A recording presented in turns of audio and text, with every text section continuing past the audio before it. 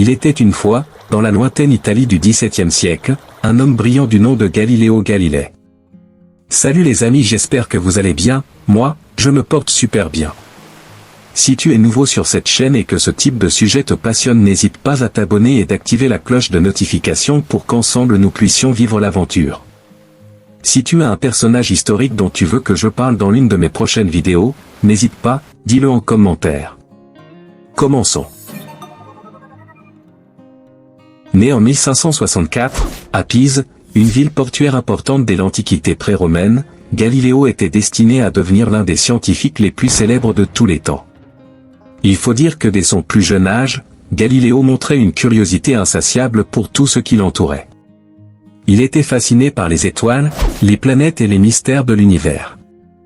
Il avait plutôt un esprit vif et analytique qui le conduisait à poser des questions audacieuses et à chercher des réponses là où ses contemporains n'avaient jamais osé, ou disons plutôt, n'osaient jamais.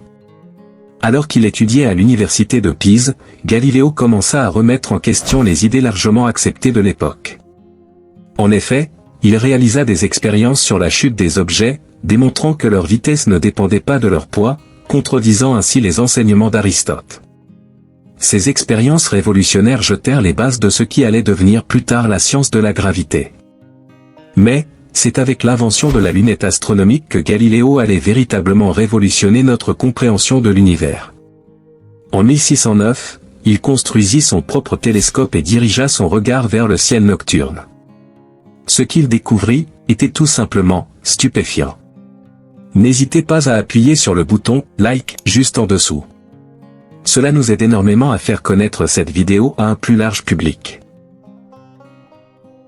Galiléo observa des montagnes sur la Lune, les phases changeantes de Vénus, et les satellites en orbite autour de Jupiter. Ces observations contredisaient les conceptions géocentriques du système solaire, selon lesquelles tout tournait autour de la Terre. Galiléo soutenait plutôt que la Terre et les autres planètes tournaient autour du Soleil, soutenant ainsi la théorie héliocentrique de Copernic. Les découvertes de Galiléo ne furent pas accueillies avec enthousiasme par tout le monde.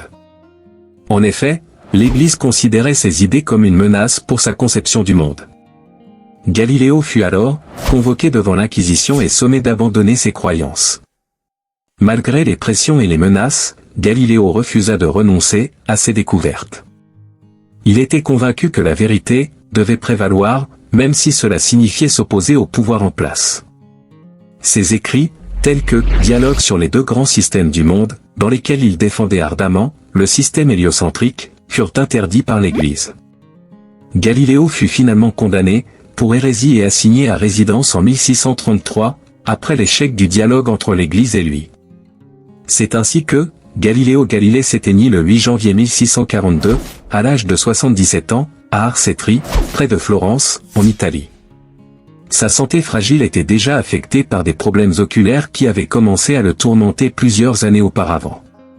Cependant, même dans ces derniers moments, Galiléo demeura fidèle à ses convictions.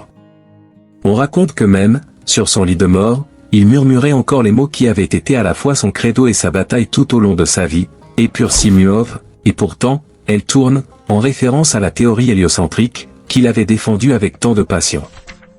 La vie de Galileo Galilei fut une histoire d'audace et de persévérance face à l'adversité. Ces découvertes ont ouvert la voie à une nouvelle ère de compréhension scientifique du système solaire et ont jeté les bases de ce que nous connaissons comme l'univers, aujourd'hui. Toutefois, en 1984, après la publication d'un rapport préliminaire d'historiens religieux et de scientifiques, le pape Jean-Paul II a déclaré que le scientifique s'était opposé imprudemment à l'Église catholique conservatrice. Et selon la commission d'enquête de 1984, les juges qui ont jugé l'affaire en 1633 ont commis une erreur parce qu'ils n'ont pas réussi à séparer la foi d'un vieux sophisme scientifique.